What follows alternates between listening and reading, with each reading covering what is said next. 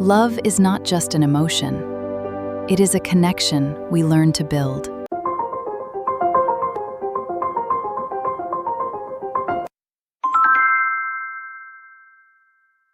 Survey point A to survey point B, 423 pixels at an angle of -7 degrees.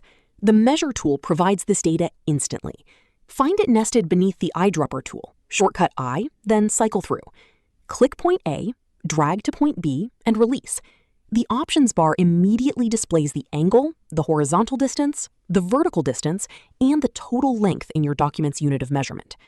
For straightening a tilted horizon, draw a line along what should be horizontal, then click Straighten Layer in the options bar.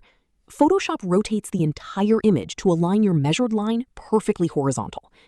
For measuring the angle between two surfaces in architectural photography, draw a first line, then hold Alt and drag from the endpoint to create a second leg. The protractor